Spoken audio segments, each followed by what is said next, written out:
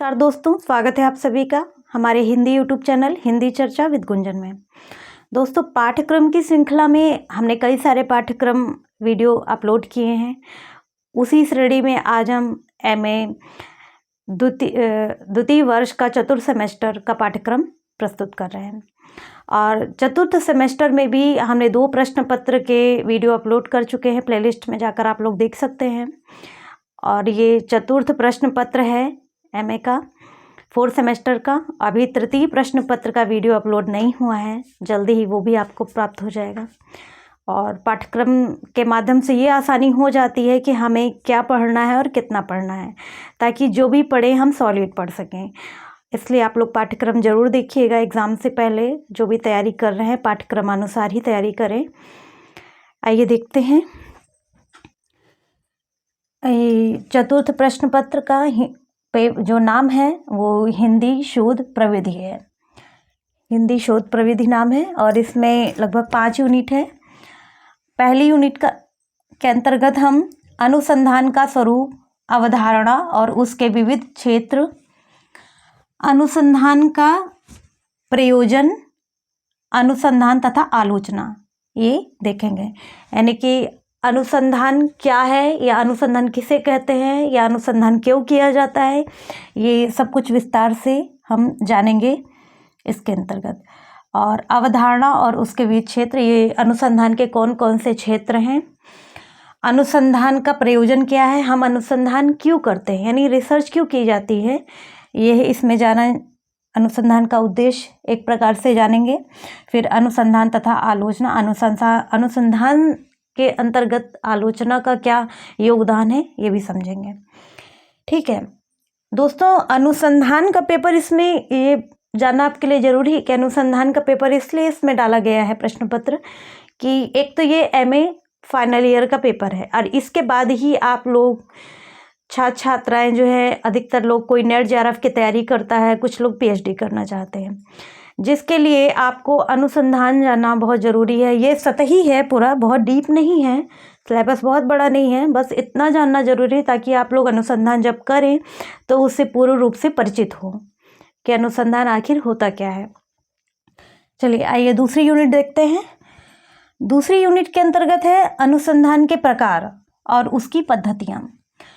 कोई भी कार्य होता है उसकी पद्धतियाँ सबकी अलग अलग होती हैं। उसी प्रकार अनुसंधान करने की भी, रिसर्च करने की भी बहुत सारी पद्धतियाँ हैं, बहुत तरीके से की जाती हैं। उन पद्धतियों को यहाँ पर आप पढ़ेंगे, जिसमें है ऐतिहासिक पद्धति है, वैज्ञानिक, तुलनात्मक, समाजशास्त्री, मनोवैज्ञानिक, काव्यशास्त्रीय पद्धति है।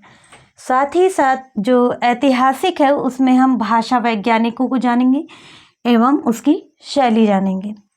ऐतिहासिक पद्धति को थोड़ा सा यहाँ डिटेल में आपको पढ़ना होगा, क्योंकि ये आप रिसर्च पढ़ रहे हैं, कोई आविष्कार नहीं पढ़ रहे हैं कि हम सबसे पहला नया पढ़ रहे हैं। अनुसंधान कोई भी कार्य पहले जो हो चुका है उसी में कुछ नए विश्लेषण, कुछ नए विचार प्रस्तुत करने होते हैं, वो अनुसंधान। यानी कि एक तरह से हम इतिहास को दोबारा अपने तरीके से प्रस्तुत करते हैं, इसलिए यह ऐतिहासिक पद्धति महत्वपूर्ण पद्धति है। पाठानुसंधान एवं पाठालोचना, पाठ का अनुसंधान जो हम कर रहे हैं वो एवं उसकी आलोचना। आइए देखते हैं अब तीसरी यूनिट। तीसरी यूनिट के अंतर्गत शोध कार्य की प्राकल्पना, उद्देश्य और महत्व। यानी जो शोध कार्य करते हैं उसके पहले जो खाका तैयार करते हैं, कल्पना तैयार करते हैं, वो इसमें आप जानेंगे। और उद्देश्य और महत्व शोध कार्य के अंतर्गत, यानी जो हम जिसको बोलते हैं हाइपोथेसिस, वो तैयार करते हैं। उसके बाद उसके उद्देश्य और इसमें उसका क्या महत्व है, प्रकल्पना का क्या महत्व है और क्या उद्देश्य है अनुसंधान में, ये जानेंगे। उसके बाद है ये चौथी यूनिट। चौथी यूनिट है साहित्यिक अनुसंधान की मूल दृष्टि और उसके तत्व। हम यहाँ पर हिंदी लिटरेचर पढ़ रहे हैं, इसलिए हमें यहाँ पर साहित्यिक अनुसंधान को जानना होगा। और साहित्यिक अनुसंधान की किस दिशा निर्देश को लेकर के कार्य करता है, यानी वो जानेंगे। और उसके साथ ही साथ उसके तत्व जानना होगा, तत्व पढ़ना है। फिर 5वीं यूनिट है शोध प्रबंध लेखन। यानी जब हम अपनी थीसिस अब तैयार कर रहे हैं तो उसके अंतर्गत हम अब कौन कौन से कार्य हमें करने होंगे। शोध प्रबंध लेखन के अंतर्गत शोध प्रबंध की आंगिक व्यवस्था, जो कितने उसमें जो अंक विभाजन किए गए हैं, है ना, अध्यायों का क्या व्यवस्था है वो देखनी होगी। फिर सामग्री का विभाजन, किस प्रकार की कौन सी सामग्री प्रस्तुत की गई है उसका विभाजन देखेंगे। संयोजन देखेंगे। उदाहरण तथा संदर्भ, हमने कौन कौन से उदाहरण प्रस्तुत किए तथा किन किन पुस्तकों का संदर्भ लिया, ये उसका उल्लेख करना होगा। फिर उपसंहार हो जाएगा। उसके बाद परिशिष्ट, ग्रंथ सूची एवं अनुक्रमणिका।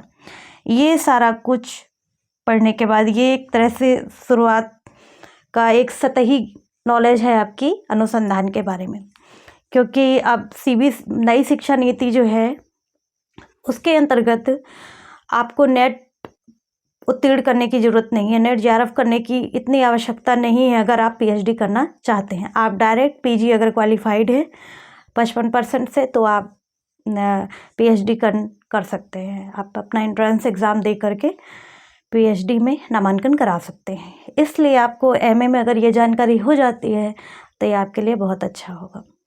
और आपको वीडियो कैसा लगा ज़रूर बताएंगे। अगर आप हमारे चैनल पे नए हैं तो चैनल को सब्सक्राइब कर लें। साथ ही साथ कमेंट बॉक्स में आप अपनी राय प्रस्तुत कर सकते हैं। पूरा वीडियो देखने के लिए आप सभी का धन्यवाद।